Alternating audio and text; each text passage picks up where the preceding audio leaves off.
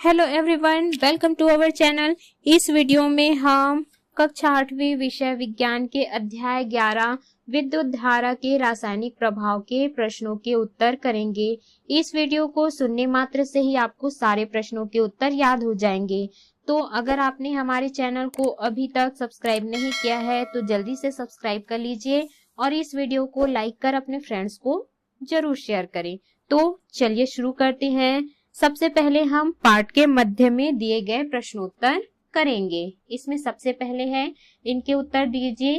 पहला प्रश्न, विद्युत सुचालक और हीन चालक से क्या तात्पर्य है? इसका उत्तर है विद्युत सुचालक वे पदार्थ जो अपने में से होकर विद्युत धारा को प्रवाहित होने देते हैं। विद्युत के सुचालक अच्छे चालक होते हैं, जैसे तांबा, एल्यूमीनियम, चांदी में से विद्युत धारा प्रवाहित होती है। हीन चालक वे पदार्थ जो अपने में से विद्युत धारा को आसानी से प्रवाहित नहीं होने देते विद्युत के हीन चालक होते हैं, जैसे रबर, प्लास्टिक, लकड़ी आदि में से विद्युत धारा प्रवाहित नहीं होती। प्रश्न दूसरा है, आसु जल विद्युत का हीन चालक किंतु नल का जल विद्युत का सुचालक होता है, क्यों? इसका उत्तर है, आसुत जल में लवण नहीं होते हैं, इसलिए आसुत जल में से विद्युत धारा प्रवाहित नहीं होती है, अर्थात आसुत जल विद्युत के हीन चालक होते हैं। किंतु नल के जल में कुछ लवण घुले होते हैं, ये जल शुद्ध नहीं होते हैं।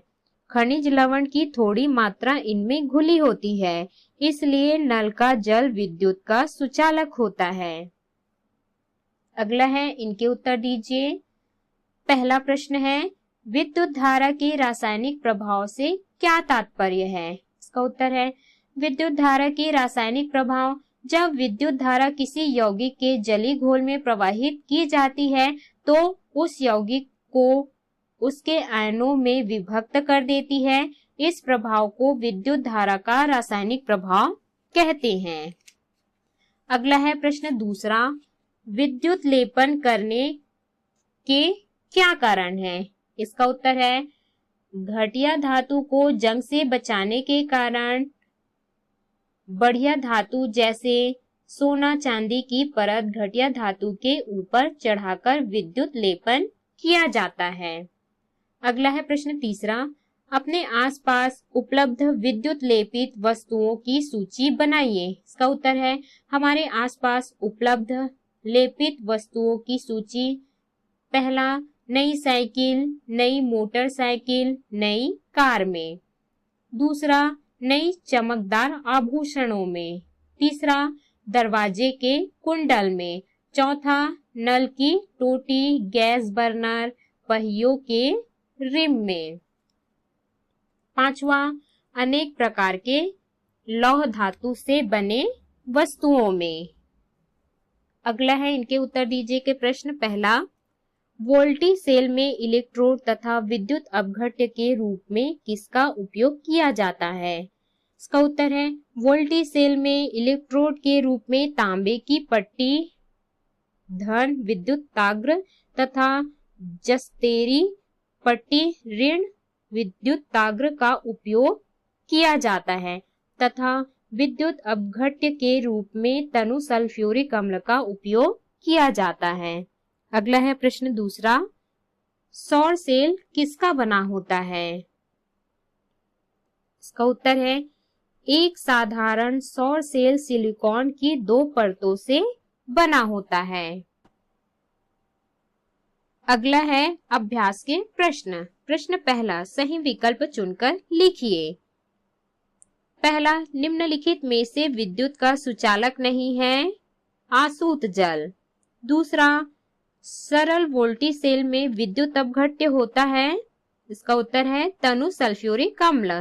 तीसरा है, विद्युत धारा द्वारा किसी पदार्थ पर किसी दूसरी धातु की परत चढ़ाने की प्रक्रिया को कहते हैं, तो इसका उत्तर है विद्युत लेपन। चौथा, वह उपकरण जिसमें विद्युत अपघटन की क्रिया होती है।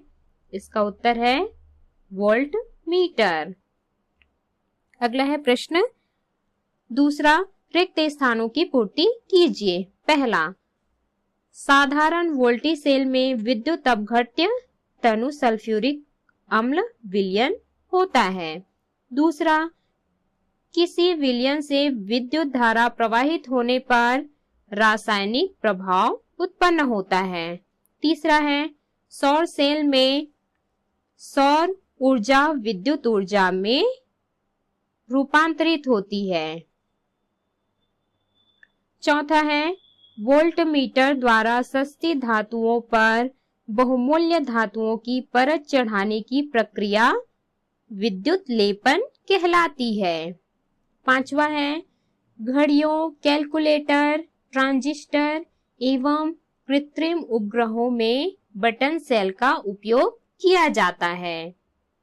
अगला है प्रश्न तीसरा। निम्नलिखित प्रश्नों के उत्तर दीजिए। प्रश्न पहला, क्या शुद्ध जल विद्युत का चालन करता है? यदि नहीं तो उसे चालक बनाने के लिए हम क्या कर सकते हैं?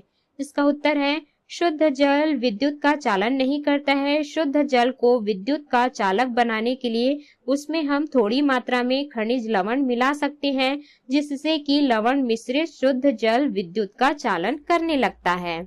प्रश्न दूसरा है, आग लगने पर फायरमैन पानी के पाइप का उपयोग करने से पहले उस क्षेत्र की विद्युत आपूर्ति बंद कर देते हैं, क्यों? इसका उत्तर है, आग लगने पर फायरमैन पानी के पाइप का उपयोग करने से पहले उस क्षेत्र की विद्युत आपूर्ति बंद कर देते हैं, क्योंकि नल जल पाइप के जल में कुछ लवण खुले होते हैं। ये जल विद्युत के सुचालक होते हैं, अतः उसे विद्युत के झटका ना लगे, इसलिए वह ऐसा करते हैं। अगला है प्रश्न तीसरा, लोहे के ऊपर जिंक की परत क्यों चढ़ाई जाती है? इसका उत्तर है, लोहे को जंग लगने से बचाने के लिए उस पर जिंक की परत चढ़ाई जाती है। प्रश्न चौथा है, विद्युत अपघटन की प्रक्रिया को समझाइए। इसका उत्तर है, विद्युत अपघटन की प्रक्रिया। विद्युत अपघटन का उपयोग अशुद्ध से शुद्ध धातु प्राप्त करने में किया जाता है।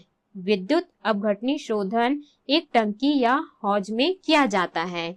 इसमें शुद्ध की जाने वाली धातु के उपयुक्त लवण या जटिल लवण का विलयन भरा जाता है। शुद्ध धातु की पतली पट्टी से कैथोड और अशुद्ध धातु की मोटी छड़ से एनोड बनाए जाते हैं।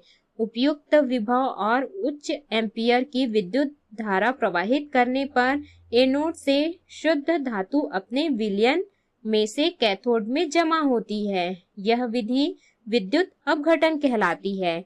इस विधि में अशुद्धियां एनोड के पास इकट्ठा होती हैं।